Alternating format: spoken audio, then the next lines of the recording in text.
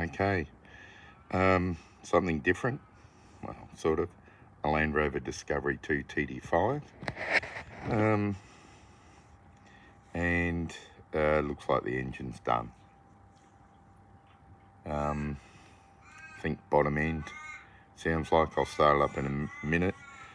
No, I don't work on Discovery 2s anymore. This is actually a mate's car. It's one of his kids' cars. Both two of his kids have got Land Rovers. I do say he obviously doesn't like his children. It's only a joke. So it almost sounded like it had that nasty bottom end clack, like it was the harmonic balancer, but it actually didn't look too bad, the harmonic balancer. Normally they're completely destroyed, all the rubber, when they make that horrendous clack. I did take the top cover off. It's getting plenty of oil pressure up the top. There's a whole pile of smoke pouring out of an exhaust leak. Not that the exhaust leak is the problem, but the amount of smoke is.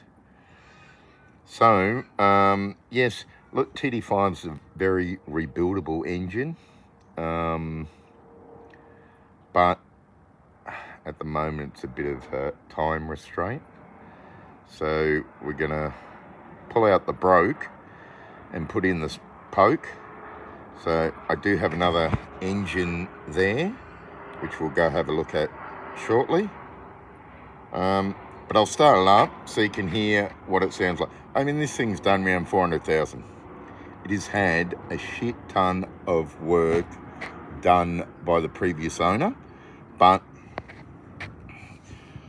the previous owner, I say, has suffered from discovery to ownership depression, where they've fixed so many things that they eventually gave up. This one, actually, we got cheap because the transmission needed doing. Again, I had a really nice low mileage transmission from back when I used to do D2s all the time. It's had transfer case, so we put that in. Like I said, it's had a whole list of things, but I'll start it up and you can hear what it sounds like.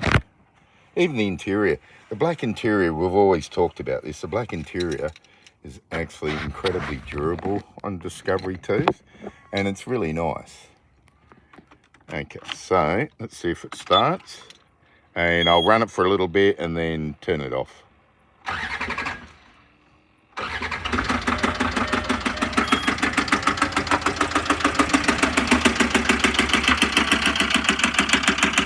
Things getting noisier. Oh, that's nasty.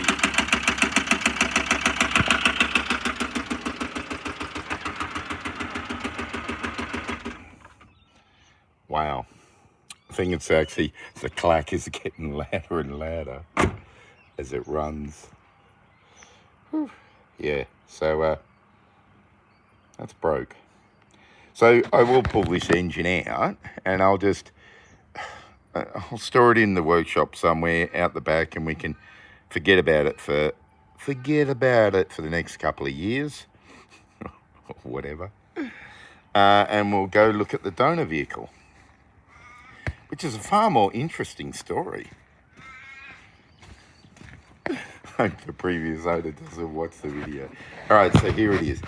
This is the donor engine, and this is the donor shooter, the donor Discovery 2. My mate has taken a whole pile of bits off it already. It's now in the workshop ready to, I mean, it even looks clean. So this one's done about 200,000. Most TD5s at 200,000 are in fantastic working order. There's, 200,000 on these engines is not a problem. I mean, really 400,000 can be not a problem, but when you're at the casino of Land Rover, where you roll the dice and you take your chance for reliability and longevity, this is what you get. Some will go fantastic forever. I mean, I consider 400,000 on the old one. That's fine, you know. So this one's done 200,000. Even looks clean and tidy. It's a 99, so yeah, it's an earlier TD5, but that doesn't faze me. This thing of, oh, it's a 10p, oh, it's a 16p, 15p, whatever. If it's a good engine, it's a good engine. So this one's a manual. So we got this for the princely sum of $1,800, and it's got our favourite Linglong Hifley Vigorous tyres, which I've seen on Discovery 2s so many times. We're not keeping the tyres because we've got good yokies on the D2 TD5, the pretty blue one outside. So it was advertised as having a starting problem. It was in Albany. We drove all the way down to Albany. I offered, I think he was originally asking around 4.5, then it went to 3.5. I offered him 1,500. He said 2. So we went down to look at it. I mean, all the leaves and that, it had twice as many leaves and everything all over it. Tyres were a bit flat. We took like 3 boxes of gear, from spare ECU to a crankshaft position sensor, starter motor, jumper pack, a fully charged battery, jumper leads, all the tools that I ever needed. The only single item, so basically all the sensors on a TD5 you can unplug and the engine will start and run. All except for the crankshaft position sensor, which I had a spare. And the only item I didn't take down was a fuel pump. I was going to take it out of the blue one and wrap it up, but then, you know, there's that chance it's going to stink out my mate's Discovery 3. We went down to Albany in my mate's Discovery 3, which you can see other videos about it, because we needed something reliable to get us all the way down there and all the way back. And, well, I was napping in the back seat of the Disco 3, and it was pretty good. Even with my 2 mates in the car, it was still good. So I looked at it. The interior was completely shot. It's got no headlining. All the interior had been ripped out, and they were going to set it up as a camper or something. I don't know. I offered the guy, if I take it away now, $1,800. He accepted it. By the time my mate and the previous owner had gone to one of the other sheds to collect all the bits and pieces that were out the back, I had it started. Basically, I connected the battery up. It went, connected the jump pack up, boom, and it started. Yes, the starter motor needs changing. Every now and then it's tick, tick, tick, tick, tick, tick, tick, tick, tick, tick, tick, tick, and then it starts. The other morning, to get it in the workshop, I had to hit the starter motor with a hammer.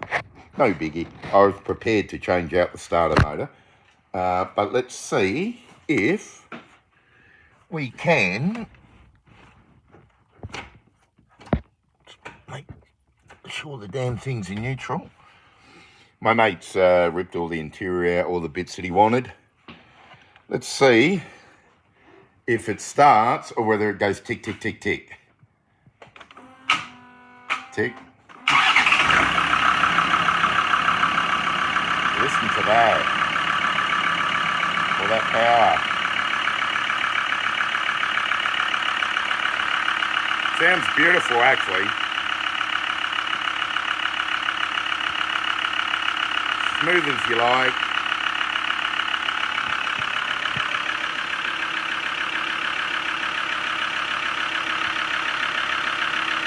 Nice. Nice.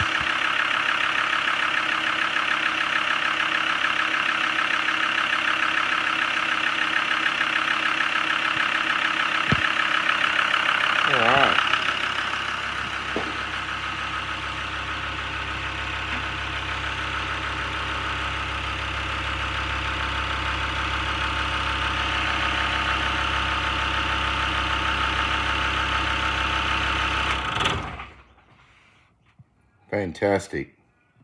What a great engine. And drove it all the way back from Albany.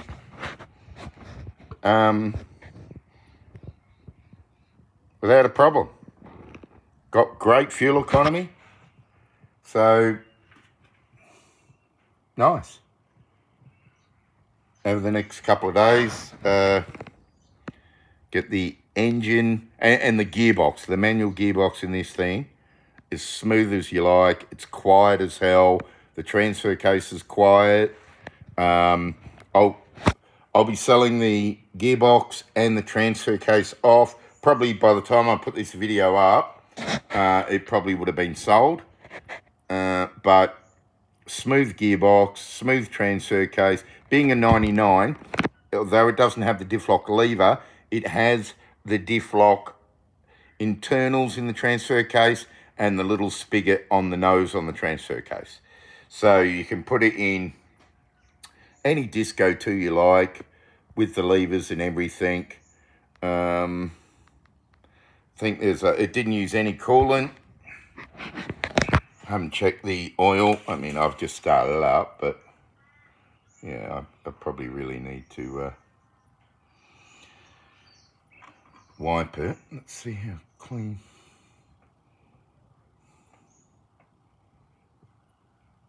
It was pretty clean, actually, for diesel. See how it's still got that clarity to it? You know, it's not soaking into my finger. It's still very oily. When it gets really black and sooty, that's when you can tell it's never had an oil change. But the service book is full of receipts, as with all service books for Discovery 2s. Oops, who said that? So, I think that's it. I'll do another video when we've got the engine in. Might do a video when I've got all the bits out. We'll see if the gearbox and the transfer case is tidy and clean as this sweet engine. All right, that's all I've got. Thanks for watching. See ya. Bye.